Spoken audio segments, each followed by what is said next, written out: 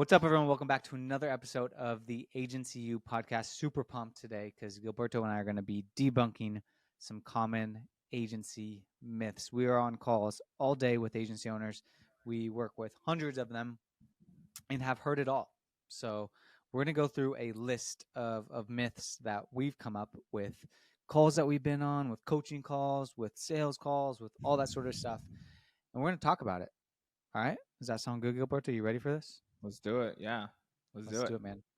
Okay, man. I'm gonna kick it off, and we're gonna start with the first one, and then we're just gonna spend 1 or 2 minutes on it, and then we're gonna jam through. So this will be heavy Q&A, heavy quick ones, and then we'll spend some time on it. So if those listening, be sure to stay listening because these will be good. Okay, first one. First myth. I can't find creative talent that's as good as me.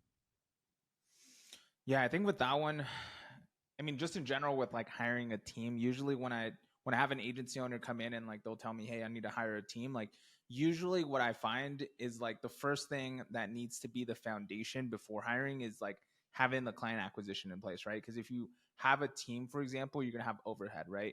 If you don't have the right client acquisition system, then it's gonna be really hard to like sustain that team or pay them like well enough for them to actually retain. So the first part is really just dialing in like client acquisition first. That's most of the time like what needs to be done. And then the second thing is like talent acquisition, which is basically like having systems and processes around like finding, hiring, and training talent, right? And like what I found, and I'm sure Austin, like it's probably the same for you as well, like it's a skill set in itself. Like it's the same as like learning like video editing. It's the same as like learning sales or prospecting or whatever it might be. It's really a skill set in itself. So for anyone that's like looking to like hiring on team, I would invite you to look at first, you know, do you have a client acquisition system in place? And then if you do you have like a process for being able to find, hire, train, and manage those team members? Totally agree. And to add to that, and just like echo what you said, like half of the time when somebody says they can't find creative talent that's as good as them, it's because they don't have a system that's in place to find the talent that's as good as them. Yeah. And then also their expectations, like most of the time, it's just the expectations are totally misaligned, meaning they think and expect that if they magically hire a video editor, they're going to be as good as them, when in fact they'll only be as good as like you set them up. And the more that you can train them, the more that you can invest in them, the more that you can provide tools to them, then that's how you actually build them up to be as good as you. 100%. Cool. Myth number 2. I'm on a sales call.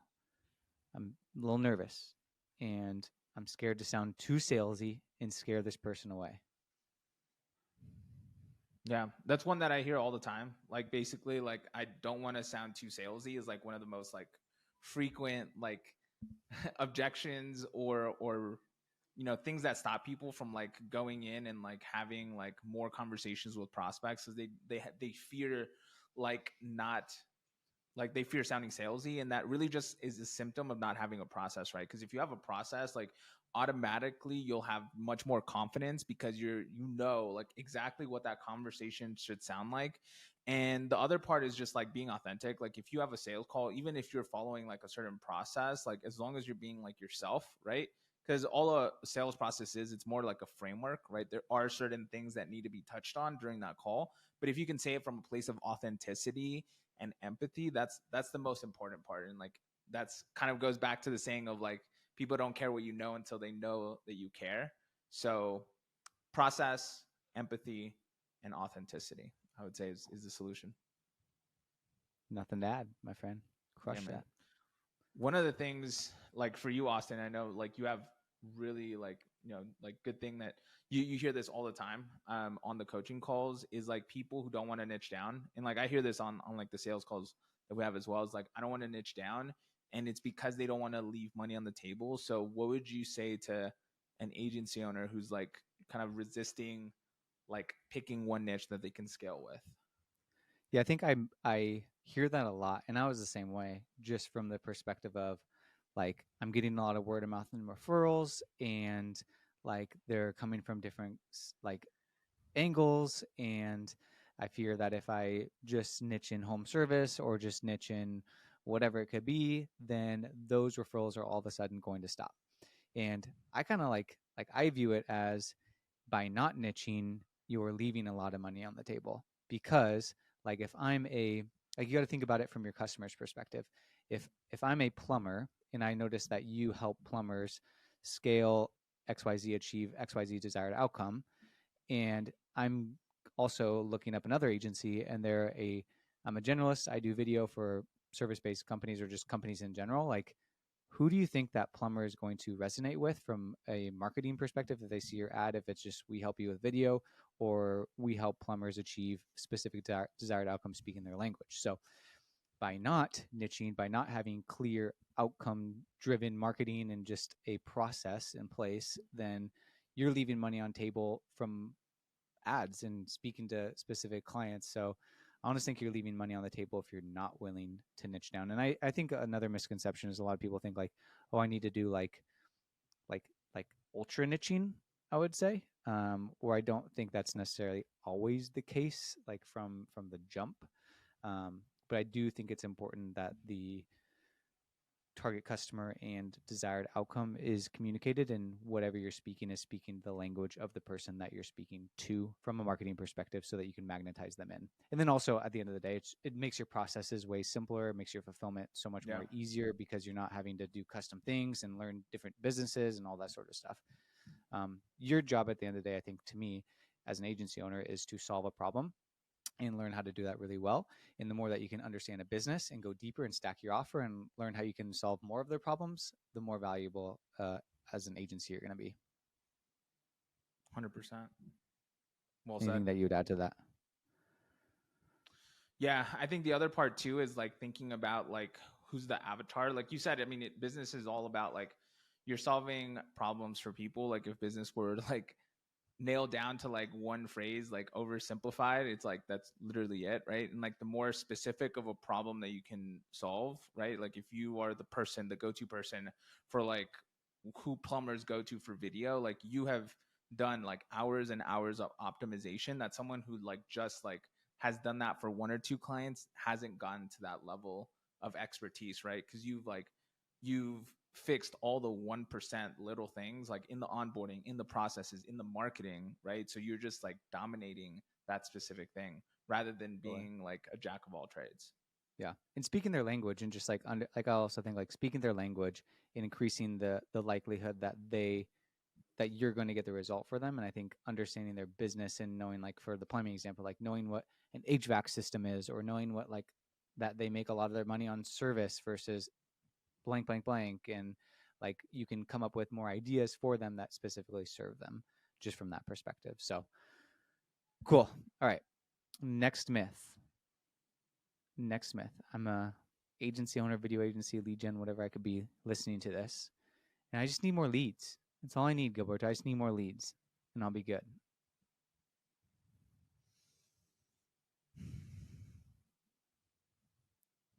Did I cut out? Yeah, it's cutting out. Okay. I'm back now. We're back. But okay. It's like choppy. I'm an agency owner. I'm a video agency owner. And I just need more leads and I'll be good. I just need more leads. Yeah. Super common. I hear that like all the time.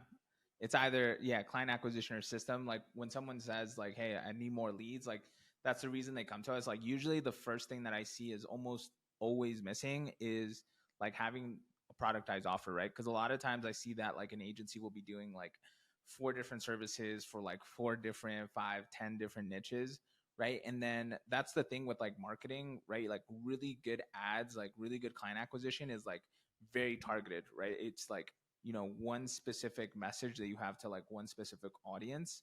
And it doesn't work if you do like, for example, if you like put out an ad that says, hey, we do SEO, websites, graphic design for real estate agents and window cleaning companies and HVAC, right? It's just not going to hit, right? There's this marketing concept that I learned that always stuck with me. It's like, hey, if you try to market to everyone, you're actually going to get no one. So a large part of like, what we do inside of Agency U, whenever like I'm talking with someone about their ads, it's like, how specific can we get, right? Yes, you're going to like have some people like not want what you offer, and that's perfect, right? Because that's going to push them away. but it's going to pull in the people that are like looking exactly for what you offer. And they're out there, right? Like a bit abundance mindset. Like they are 100% out there looking exactly at what you are offering, right? So that's, I think, more of a mindset shift for a lot of like agency owners is not like looking at like, hey, I need more leads, but do I have the foundation in place before I can go out there and like turn on ads, right? Some people want to go straight to the end, but we gotta take step one, step two first. Facts, facts, facts, facts, facts. And also like what you said, like having an ad that magnetizes your clients, but it also magnetizes your ideal clients based off of what you made from your Yeah. foundation, based on what you've decided your ideal client avatar is, all that sort of stuff. I'd rather have 5 ideal clients than 10 clients that are in 10 different services and like are not ideal, for sure. Yeah.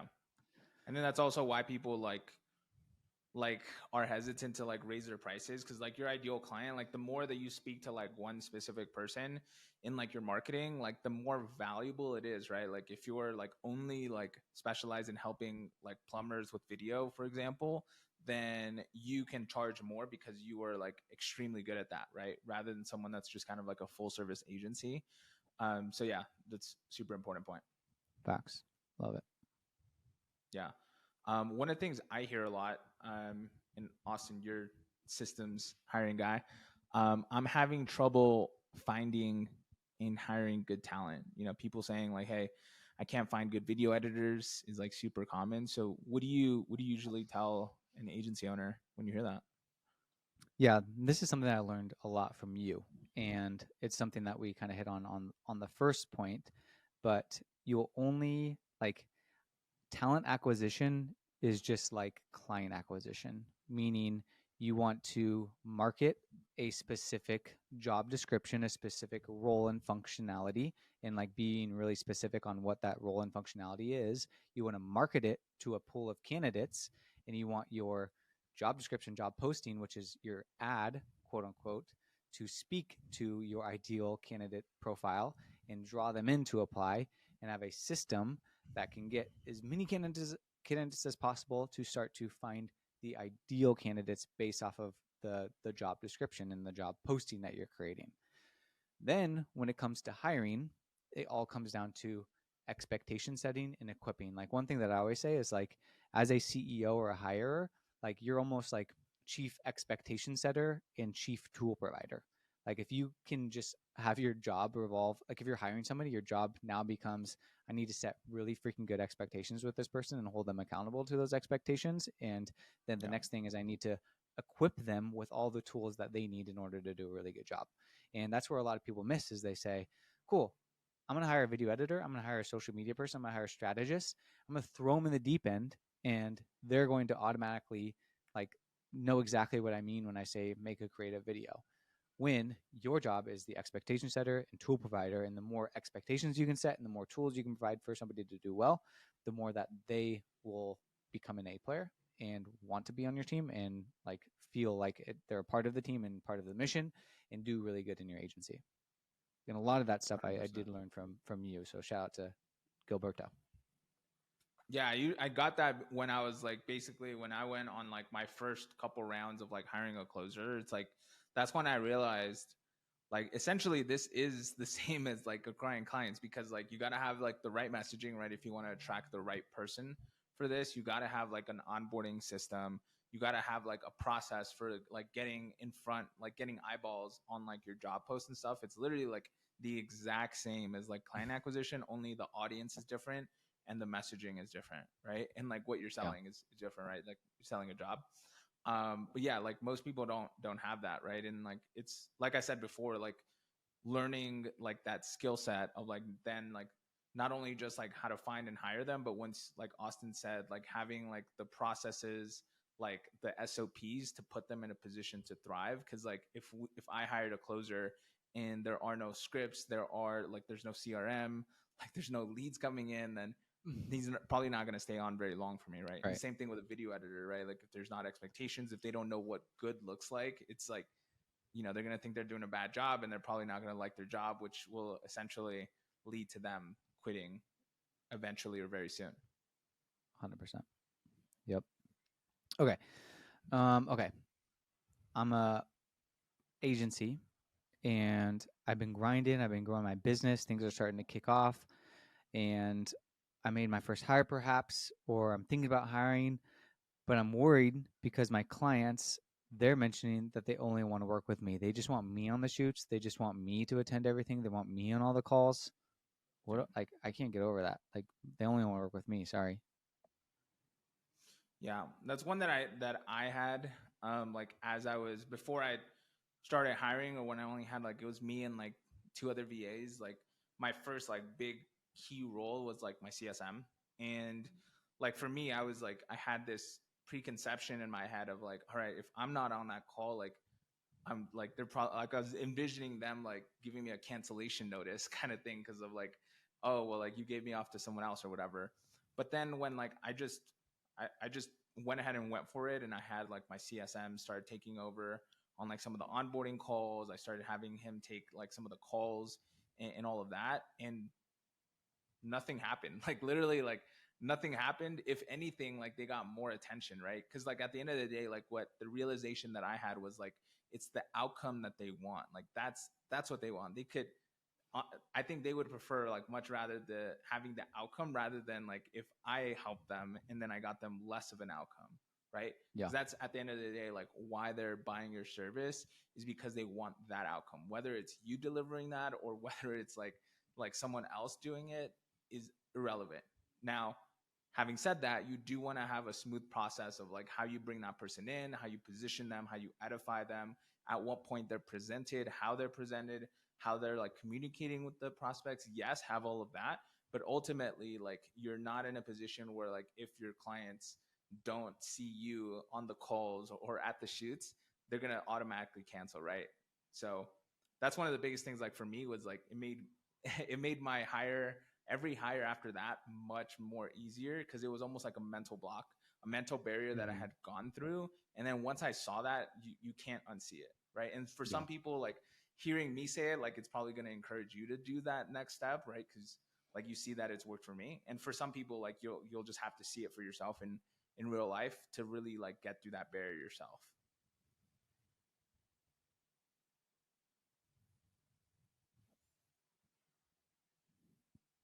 Dope.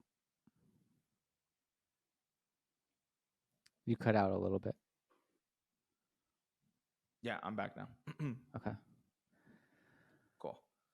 Yeah. So one for you, Austin. So basically, like one of the things that I hear, so like when people apply for agency, like one of the things that I hear all the time is like, all right, well, I'm not sure if I have the time to create systems. Like I already have like I'm doing so much client work. I'm like I have this going on. I have a family. I have this, and this. Like I don't know if I have the time to create the systems. Or they'll say like, hey, like I'm gonna wait until I have a couple things like systematized before I start working with you guys. So what would you say to that person? Like, the one who doesn't have the time for creating these systems. Yeah, I think it's like a mindset shift. If you're too busy to build good systems, you're always going to be too busy.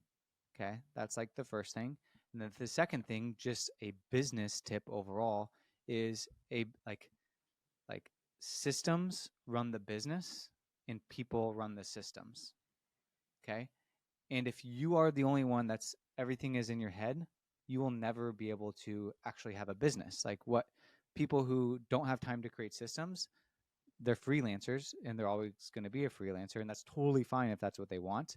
But until you make the decision mentally that if I want to make a business, I need systems because the systems are going to run the business, and then eventually I can hire people to run the systems. That's what a business is. So it's really up to you to decide what is it you want to do. And if you don't have time, you're never going to have time. So it's about prioritizing it and time blocking time to create the systems that will run the business, that eventually the people can run the systems that will run the business for you. 100%. Yeah, I like what you said there. That phrase, like if you're too busy to build systems, you're always going to be busy. It's like, yeah, there's never a perfect time ever. Like every time I've 100%. taken that next step in my agency, like it's always like there's always a reason that I can find for not doing it. Yeah. Like it's never perfect. Like, hey, this is the time now, right?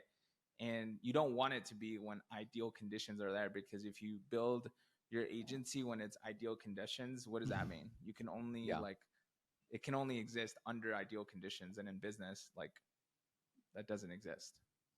for sure. Yep.